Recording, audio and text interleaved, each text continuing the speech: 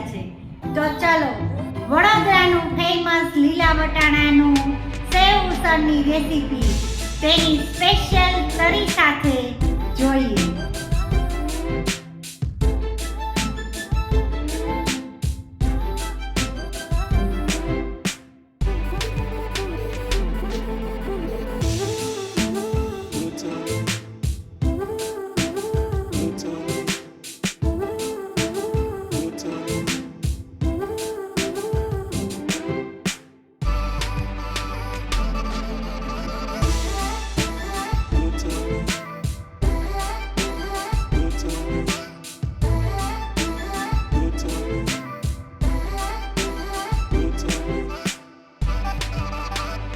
Kilo વટાણા ફોલી તેને pressure કુકરમાં પાણી નાખીને બાફવા મૂકો.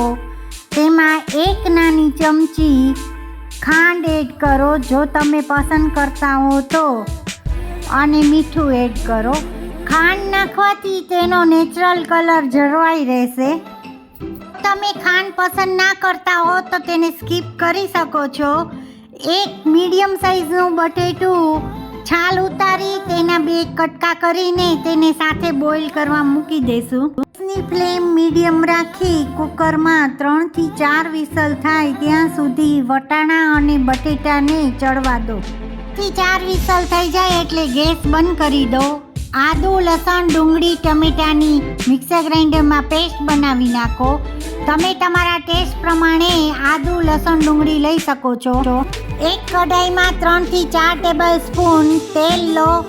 હલકું ગરમ થાય એટલે તેમાં ગ્રેવી એડ કરી દો. ગ્રેવીને સ્લો થી મીડિયમ ફ્લેમ પર સતત હલાવતા રહો જ્યાં સુધી તેમાં પાણી બળી ના જાય અને તેલ છૂટું ન પડે ત્યાં સુધી તેને સતત હલાવતા રહો.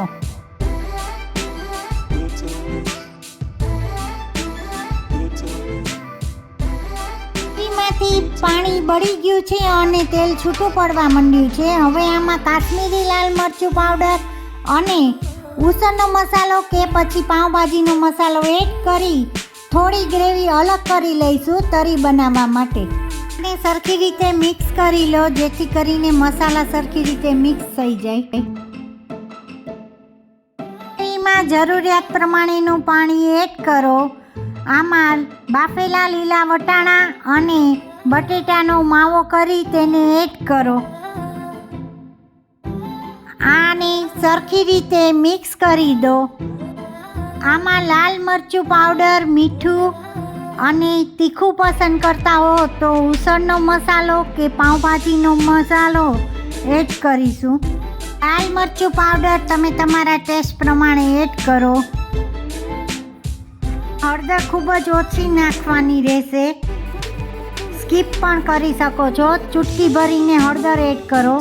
મીઠું તમે તમારા ટેસ્ટ પ્રમાણે એડ કરો. વટાણા અને બટેટા બાફતી વખતે થોડું મીઠું એડ કરીને બાફ્યા હતા એટલે એ પ્રમાણે તેમાં મીઠું એડ કરવાનું રહેશે. મિશ્રણને થોડી વાર ઉકળવા દો એટલે ઘાટું થઈ જાય. મેં આમાં બટેટું બાફીને એડ કર્યું હતું. તમે તેના બદલે બેસનની પેસ્ટ પાણીમાં બનાવી એડ કરી શકો છો જેથી કરીને મિશ્રણ ઘાટું થઈ જાય. ઉસળ ઉકળીને તૈયાર થઈ ગયું છે. તમે જો પાતળું પસંદ કરતા હો તો તમારી રિક્વાયરમેન્ટ પ્રમાણે પાણી એડ કરી શકો છો. એમાં 1 થી 2 ટેબલ સ્પૂન તેલ ગરમ કરવા મીડિયમ ફ્લેમ પર મૂકો. જરાક ગરમ થાય એટલે કાશ્મીરી લાલ મરચું પાવડર એડ કરો અને તરત જ ડુંગળી, લસણ, આદુ અને ટમેટાની ગ્રેવી એડ કરી તેને કોન્સ્ટન્ટ હલાવતા રહો. તમે ગ્રેવી અલગથી ન કાઢી હોય તો તમે લસણની ચટણી બનાવી તેમાં મીઠું એડ કરી અને તરી બનાવવામાં ઉપયોગ કરી શકો છો. તમે પતલું પસંદ કરતા હો તો થોડું પાણી એડ કરો. તરી તૈયાર છે, તેને બાઉલમાં કાઢી લો. ઉસળને સેવ, મસાલા સિંગ, ટમેટા, ડુંગળી, પાઉં અને તરી સાથે સર્વ કરો. આપણા ઘરમાં સેવોસળમાં અમે પાઉંનો ક્યારે પણ ઉપયોગ કરતા નથી. અમે સેવોસળ એમનેમ જ ખાઈએ છીએ કારણ કે તે ટેસ્ટમાં ખૂબ જ સરસ લાગે છે.